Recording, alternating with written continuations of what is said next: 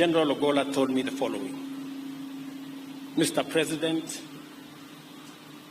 I have no defense. I will not try to defend myself. It was wrong what happened. And you have three choices. Either send me to court-martial or have me retired or forgive me.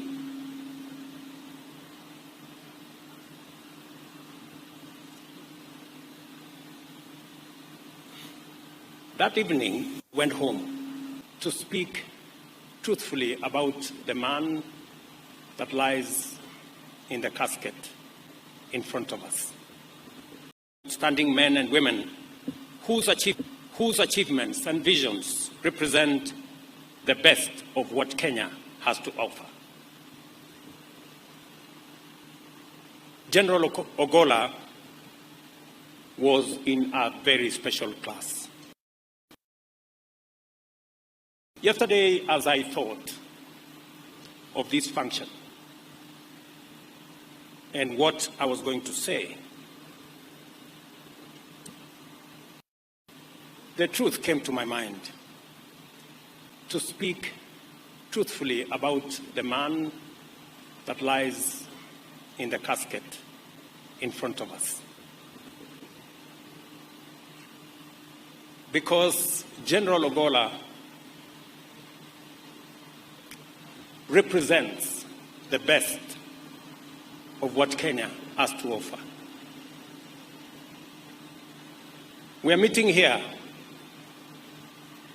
for this farewell service for the first ever in the history of Kenya of a serving Chief of Defense Forces in office who has passed on. And we are here to say bye-bye to a consummate military officer, a passionate, accomplished military commander, and a patriotic citizen of Kenya with great humility.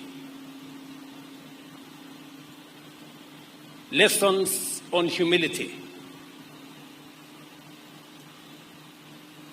characterize the life of General Ogola. Even in his death, he is giving us lessons and lectures on humility. This function is the epitome of humility. And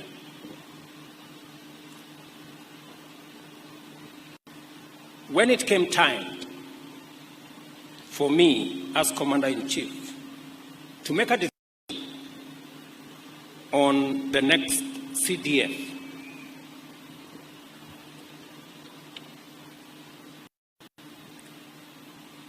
it wasn't an easy decision as it should. It's always a decision of many balances. But let me say this about General. All the recommendations that I got on the next CDF and all the advice that I got about the next CDF did not include the name of General Ogola, unfortunately. But he was a military officer with a distinguished career. There was only one problem: the events of the 15th of August at the Bomas of Kenya. So,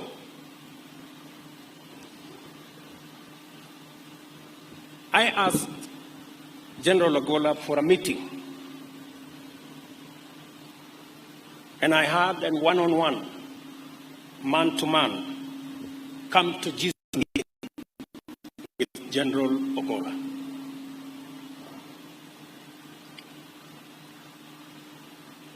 And when we concluded that meeting, General Ogola told me the following: Mr. President, I have no defense. I will not try to defend myself. It was wrong what happened. And you have three choices.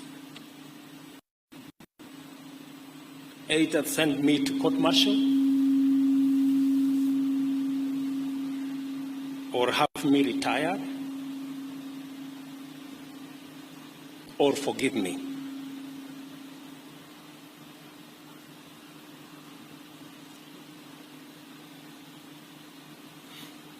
That evening, went home after that meeting. And I reflected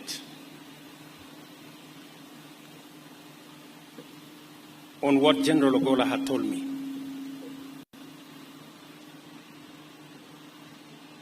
And in that reflection, I thought of my own story and my own episode at the ICC in The Hague, where circumstances had conspired, and I was there.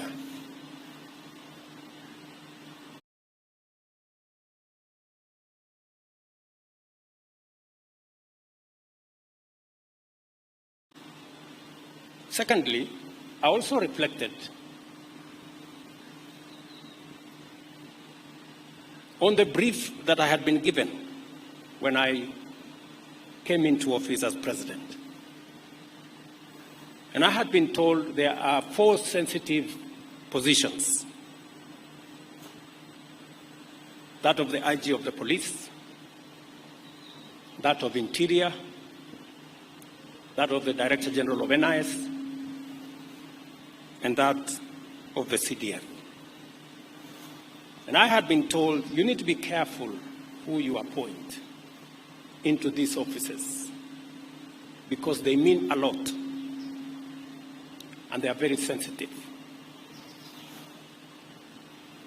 And I had even been told that, please, don't be shy to appoint members of your community. You will be safe.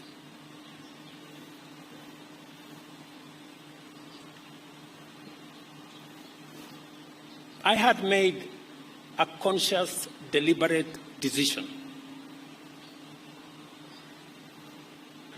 that we were going to take a different trajectory as a country, where merit, professionalism, and competence must come before ethnicity.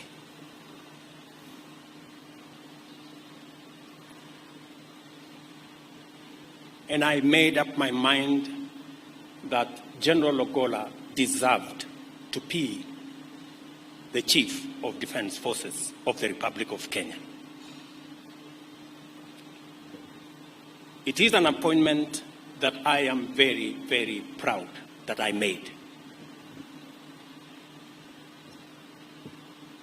I am proud to bear the witness that General Francis Ogola stood head and shoulders among the finest of exemplary public servants. It has been an extraordinary privilege to work closely with him, to benefit from his wisdom, experience, and insights, and to witness him in action, serving his nation with admirable commitment and providing excellent command leadership of the Kenya Defence Forces.